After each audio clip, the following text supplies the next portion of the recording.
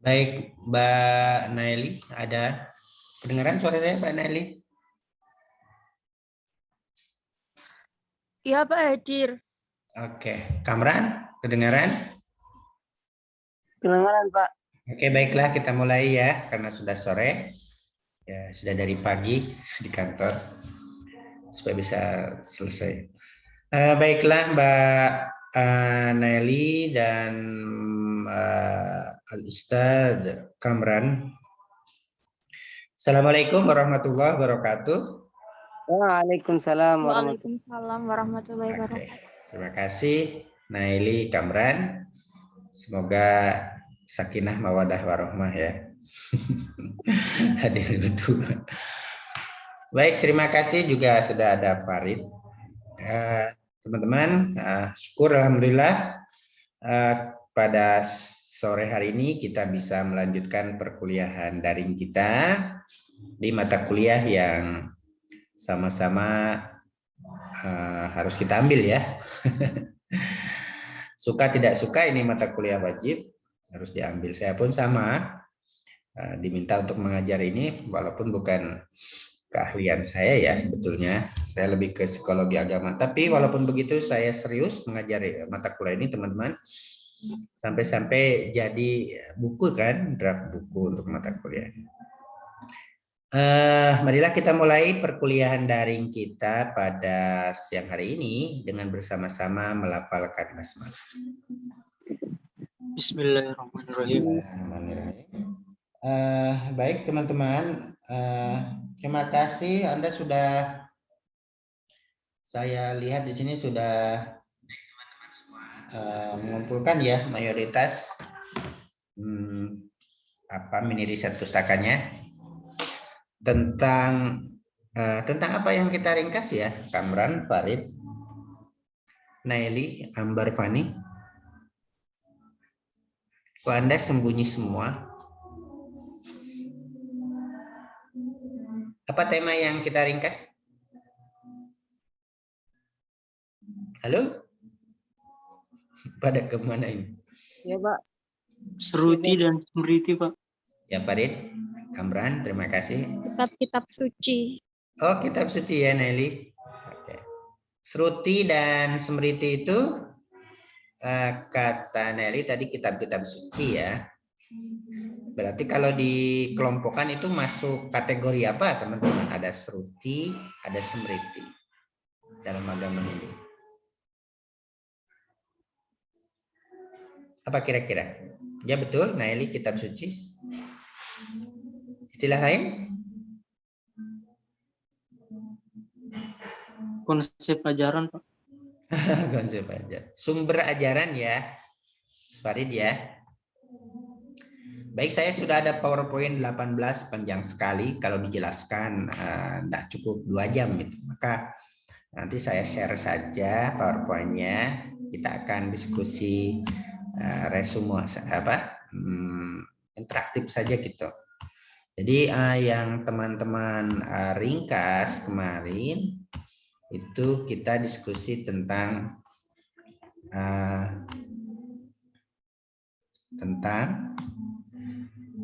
sumber ajaran atau kitab suci kata Naili tadi ya, sebagai sumber ajaran. Oke, kelihatan? Kelihatan, Pak. Oke, putih ya, kelihatan putih ya. Oke, ini dia, kita akan coba nih.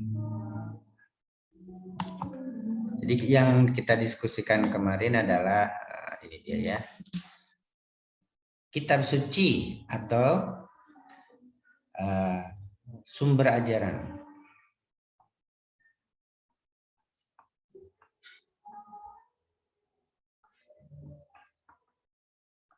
Oke, di tradisi agama Hindu mirip-mirip juga dengan dalam agama kita ya, di agama Islam, bahwa kita ada Quran, ada hadis ya, sama ya dalam tradisi agama ini. That sumber ajaran atau kitab suci atau sacred text itu divided into terbagi jadi dua. Yang pertama, Sruti.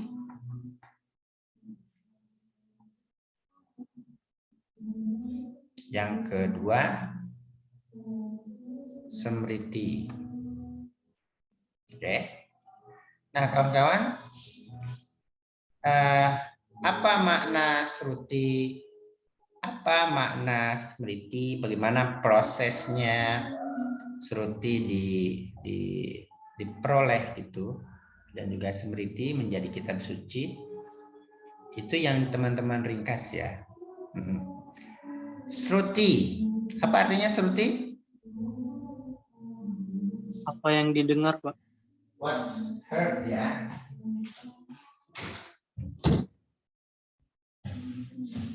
What's heard, apa yang didengar, atau wahyu ya, revelation.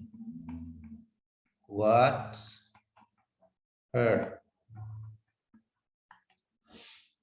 Kalau Smriti, Yang diingat. what's remembered. Word. Kalau ini wahyu, kalau ini disebut apa teman-teman?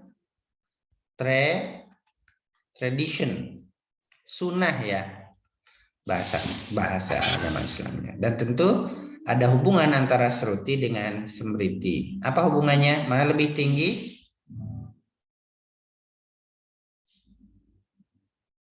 Apa hubungan ini? Nanti akan kelihatan ya. So, ini dia. Sruti adalah wahyu, what's heard, apa yang didengar. Kemudian Smriti, what's remembered or tradition. Oke. Sruti didengar oleh siapa, teman-teman? Siapa yang mendengar Sruti, yang bisa menangkap Sruti, menangkap kebenaran langsung tanpa perantara malaikat Jibril? Siapa yang mendengar? Aktornya? Resi, Pak. Resi ya, atau para resi ya, atau para resi, resi atau resi. Ini yang mendengar, heard by resi. Seperti yang dikatakan oleh para peneliti dan kita sudah mendiskusikannya, walaupun there is nobody to be as a founder of Hinduism, but there were resis, tetapi ada para resis who are mentioned as a founder of Hinduism kan. Tapi ada tokoh-tokoh yang menjadi berjasa dalam memfounding agama Hindu, termasuk dalam ajaran ini ya. Oke. Yang mendengar adalah resis. Bagaimana mereka throw out? Bagaimana mereka bisa mendengar kebenaran? Melalui proses apa, teman-teman? Bertapa. Proses tapa. Oke. Proses tapa ini. Tapa tentu bukan proses meneng gitu.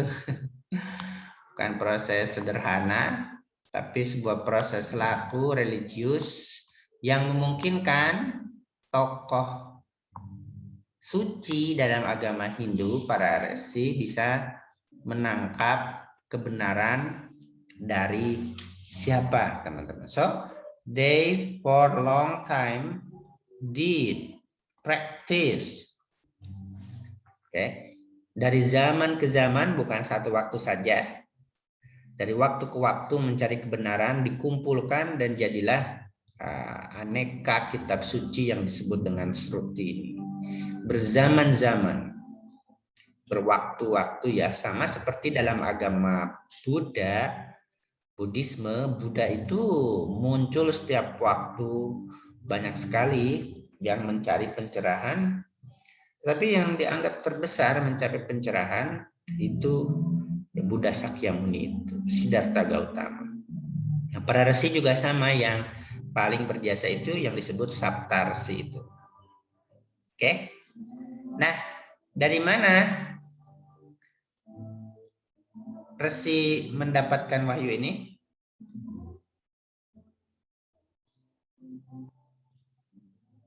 Dari mana wahyu ini didapat? Kitab Weda bukan? Oh, itu bentuknya toh. Dikodifikasikan menjadi Weda. Apa yang didengar? What's heard? Codified. Dengar langsung dari Sang Hyang Widya itu, Pak. Sang Widi itu ini Kamran, itu terminologi orang Bali ya. Sang Hyang itu. From God, which is called Brahma. Ya. Dewa tertinggi, Deva. So, karena itu posisi Sruti lebih tinggi dari Smriti karena para resi got it immediately from Brahman throughout tapa. Bukan dari yang lain, so itu suci. Dia lebih tinggi. Dikodifikasikan menjadi Weda, di dalamnya ada Weda, ada Brahmana sekaligus, ada Upanishad sekaligus. Plus apa? Selain Weda, apa kitab suci dalam agama Hindu yang dikelompokkan sebagai kelompok Sruti, Wahyu? Apa dia? Jadi ringkasan Anda apa? Rigweda, Pak. Weda sudah. Rigweda jenisnya Rig, Yajur, Sama, Weda, Atharva Veda. Rigweda, Yajurveda, Sama Weda, Atharva Veda. Satu lagi apa? Anis. Satu lagi Bhagavad Gita. Oke, Bhagavad Gita bukanlah wahyu Tuhan yang didapatkan oleh para resi, tetapi dia dikatakan sebagai Sruti. Kita akan diskusikan di sesi selanjutnya. Tapi kenapa Bhagavad Gita dikatakan sebagai wahyu, teman-teman? Mengapa? Mungkin bagian dari Weda itu, Pak Ustaz. Mungkin Bagian dari Weda. bukan, terpisah. Yang bagian dari Weda itu sendiri kan kitab Brahmana dan Upanishad ya. Ingat film Mahabharata, siapa yang dulu nonton?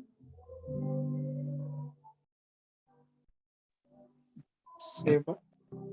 Apa? Kenapa dikatakan wahyu Bhagavad Gita? Apa isinya?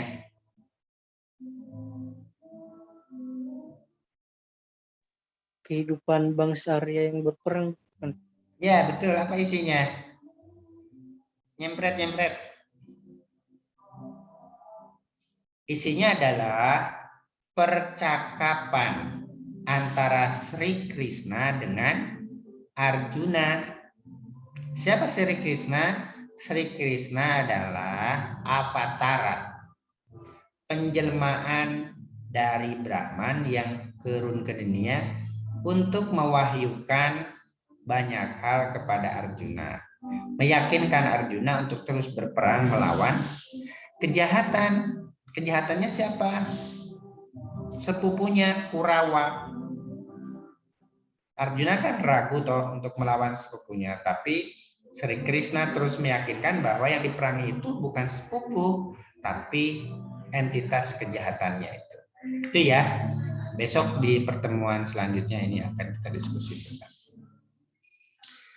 Nah, itu dia tentang, maka akan kelihatan nanti Sruti ini tentu lebih tinggi. Ini 18 jilid ya teman-teman Weda ini.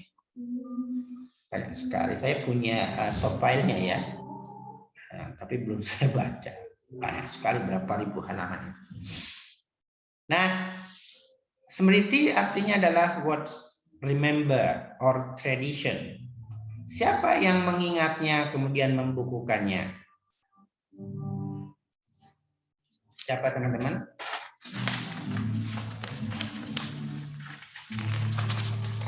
Halo, yang belum bersuara siapa? Abu Hasan. Acarya. Gimana? Farid? Acarya bukan. Ya, Acarya. Acarya itu guru ya. Iya. Guru itu bahasa India loh teman-teman ya, bukan bahasa Jawa. Digugu ditiru. Di sana guru, di Jepang guru, di Thailand guru, di Malaysia guru, cikgu, di Sumatera guru, maha guru, di Sulawesi tuan guru, di Nusa Tenggara tuan guru, di Parepare Andre guru. Itu dari bahasa ini ya. Oke.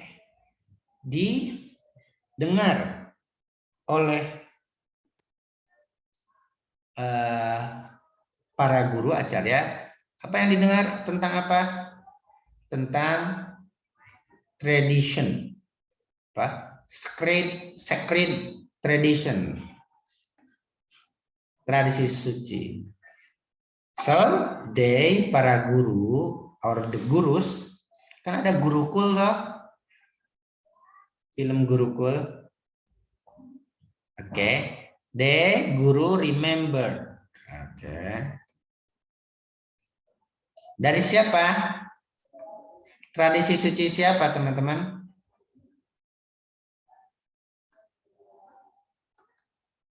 Halo?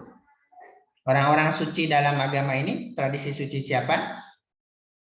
Di teks itu? Tradisi suci para resi. Karena itu tentu Smriti lebih rendah kedudukannya dari Shruti. Tetapi walaupun lebih rendah, tapi dia explain. Tapi dia menjelaskan Weda Shruti. Walaupun lebih rendah. Karena itulah tafsir living yang apa yang diingini dalam Weda, dalam Shruti itu, itulah yang diketahui, dipraktekkan oleh para resi kemudian di. Oke. Kitab-kitab apa saja yang masuk dalam kategori ini? Oke, ada Itihasa ya, ada Mahabharata, saya punya bukunya. Ada apa lagi? Ramayana, ada Wedanga, Purana, banyak sekali. Ya, ini untuk kita Dharma Sastra ya, banyak. Untuk kita ketahui saja, bukan untuk kita imani. Oke, ini dia. Nah, sampai sini teman-teman silakan, mau ada yang bertanya, ada yang merespon atau ada yang menambahkan ya. Weda ini dikodifikasi oleh ada disebut dengan codify by Saptarsi ya. Terutama yang 4. Itu detailnya ada sudah ringkas. Baik, sampai sini silakan yang mau bertanya. Inti-intinya sini mungkin ada yang terlewatkan, yang dijelaskan, silakan.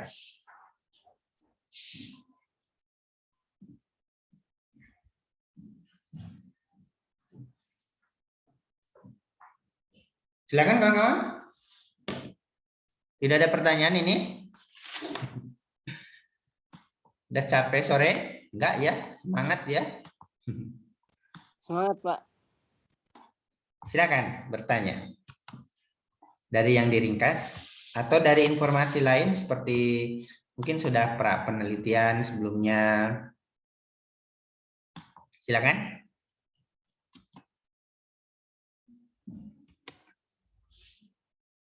Tidak ada? Masa tak ada?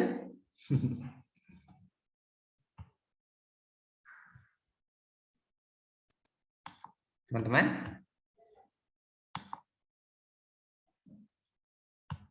Tidak ada?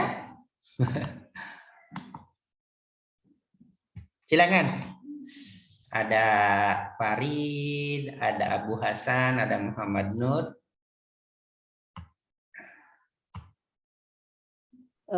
Izin tanya, Ya. Tat. Ya, Kamran. Kan ini ada Sruti sama Smriti ya, Tat. Itu yang paling dominan dipegang oleh para agama Hindu itu apa, Pak? Tat? Kan ada dua ini, terus berbeda-beda ini. Nah, terus yang paling dijadiin acuan sama agama Hindu itu apa, Tat? Ya, yang pertama, yang paling tinggi posisinya tentu Sruti, Al-Wahyu kan. Dan itu termodifikasi dalam 4 Weda dan Bhagavad Gita. Yang kedua, Weda itu sebuah kitab suci yang tidak bisa atau tidak mudah dipahami oleh orang awam. Maka orang awam lebih menggunakan banyak kitab yang tergolong kitab-kitab suci yang tergolong dalam Smriti. Itu lebih mudah dipahami oleh orang awam. Karena itu praktis, hal-hal praktis yang dipraktikkan oleh para resi dalam melaksanakan ajaran-ajaran Weda. Yang ketiga, untuk orang elit, para agamawan, tentu mereka lebih dekat mengkaji, lebih memahami Sruti. Yang keempat, jawaban keempat, orang awam, orang biasa, yang bukan teolog, yang bukan agamawan, yang bukan pandita, lebih dekat, lebih mudah memahami yang Smriti. Jadi tergantung dari umat level elit atau awam. Itu ya Kamran. Kalau awam lebih populer ya secara teologi keimanan lebih dekat dengan Sruti, tetapi dari sisi hal-hal praktis mereka lebih dekat dengan Smriti. Kalau elit lebih ke Sruti ya pasti juga ke Smriti kan? Itu ya Kamran? Clear? Ya, Tat. Terima kasih. Satu lagi, pertanyaan apa lagi? Ini tidak ada yang bertanya lagi selain Kamran? Saya, Pak. Oke, mana Raisen? Tak ini. Siapa? Farid, Pak. Mana Farid? Mana namanya Farid? Nah, ini ya. Kenapa nggak dimunculkan wajahmu, Farid? Silakan Farid. Jadi kitab Smriti ini, Pak, hanya mencakup tentang mitologi dan legenda atau mencakup hal-hal lain, Pak? Terus yang kedua? Itu aja, Pak. Oke, Smriti itu kalau dilihat jenisnya tadi kan, Mas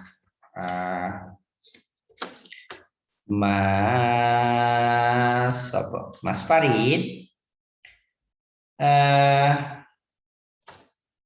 merupakan teks-teks suci selain Weda dan Bhagavad Gita. Ada 3 kategori utama. Yang pertama Itihasa, Mahabharata dan Ramayana. Kalau ingat apa itu isi Mahabharata? Epos apa?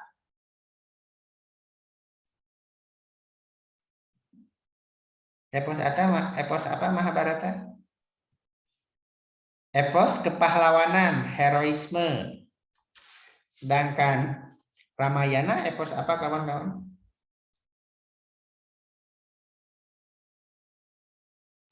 Cinta bukan, Pak? Ya, epos romantisme, bahkan fornoisme ya, adegan-adegan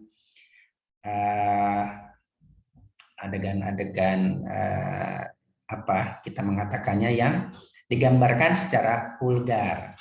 Itu sudah 2. Kalau itihasa itu ya, Ramayana, kitab yang membuat 48.000 baris puisi, kisah Rama merupakan sumber ajaran dan nasihat spiritual. 3. Walaupun begitu di situ ada nasihat spiritual. Sedangkan Mahabharata dipercaya sebagai puisi terpanjang dalam bahasa apapun, mengisahkan perang. Tentang perang ya Mahabharata. Sudah 3 ya. Kemudian Purana. Nah, Purana itu banyak sekali. Dharma Sastra ada Manu Smriti, ada Wisnu Smriti untuk sekte Wisnu. Kemudian ada Yajnavalkya Smriti, ada Brahma Purana, ada Brahmana Purana untuk sekte-sekte Brahma ya. Jadi dalam perkembangannya ada sekte Brahma, ada sekte Wisnu, ada sekte Brahma, Trimurti itu, Wisnu, sama apa satu lagi teman-teman? Trimurti itu Dewa Brahma, Siwa, sekte Siwa. Jadi selain yang disebutkan Farid, sudah ada 3, 4 itu ajaran spiritualitas. Kemudian tentang sekte ya, skandal banyak sekali isinya. Kalau dilihat di teks itu ya, Mas Farid tidak hanya yang Mas Farid ceritakan, banyak sekali, dan itu yang lebih dekat dengan kalau Weda lebih dominan tentang Brahma Vidya, tentang konsep ketuhanan, tentang konsep dewa kan, kemarin isinya korban toh. Bahkan ada yang kitab yang dianggap sebagai mantra-mantra sihir ya, Rigveda itu. Jadi kalau ingin belajar gimana melet, menyantet, itu ada di Rigveda, karena itu Rigveda dikatakan sebagai kitab primitif itu istilahnya oleh para peneliti, karena mengajarkan hal-hal yang bersifat seperti itu. Nah, Smriti lebih luas karena lebih banyak jenisnya. Itu yang Mas Farid. Cukup untuk diketahui saja, kita tidak sampai, we are not going to know them in detail gitu ya Mas Farid. Kita hanya ingin tahu pengelompokannya saja dan tidak untuk diimani. Itu ya Mas Farid. Pertanyaan kedua apa Farid? Sudah, Pak. Sudah ya.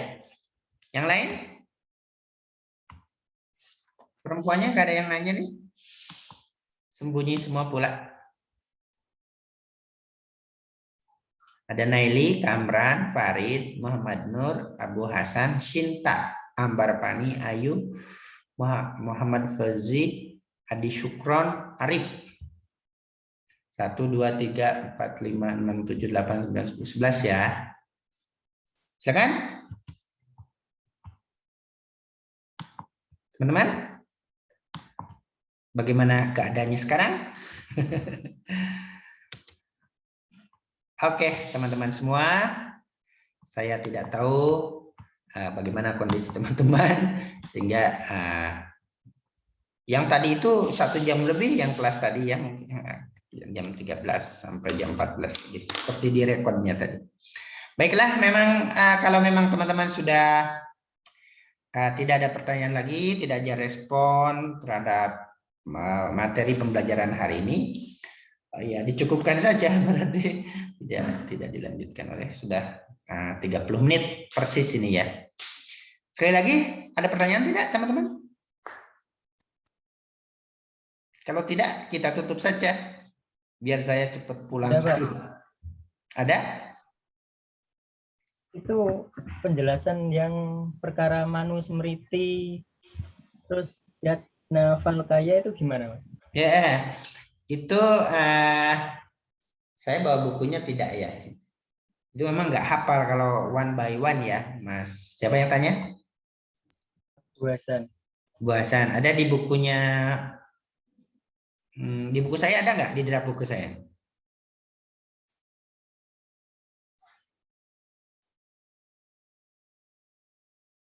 Itu kan yang disusun oleh Guru Manu toh, Manu Smriti itu.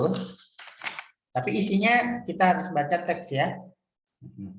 Wisnu Smriti itu untuk yang digunakan untuk sekte yang dijadikan rujukan utama sekte Wisnu. Dan Yajnavalkya itu apa ya, harus baca buku itu isinya apa. Tapi garis besarnya kayak gitu Abu Hasan Al-Asy'ari. Itu ya San? Nggih, Pak, nggih. Dan kita tidak sampai detail ke situ. Dan minggu depan kita langsung ke Bhagavad Gita, setelah itu kita ke Moksa, ke Kasta. Kayaknya itu selesai kuliah kita ya, 10 tema besar. Oke. Masih ada? Kalau tidak ada, marilah kita tapi terima kasih sekali Anda sebelum ditutup sudah hadir sore-sore di perkuliahan ini. Anda sudah belajar sebelumnya di rumah dan konfirmasi sekarang di sini. Kalau saya tampilkan slide ini ada 18 slide, mungkin lama sekali kuliah kita, tapi kalian capek, mungkin membosankan. Mohon maaf kalau banyak kekurangan di perkuliahan kali ini. Marilah kita tutup bersama-sama kuliah kita dengan melafalkan hamdalah. Alhamdulillah. Alhamdulillahirrahmanirrahim. Mohon maaf kalau banyak kekurangan. Assalamualaikum warahmatullahi wabarakatuh. Waalaikumsalam warahmatullahi wabarakatuh. Oke, terima kasih ya. Jaga kesehatan. Jaga kesehatan semuanya. Saya tutup ya.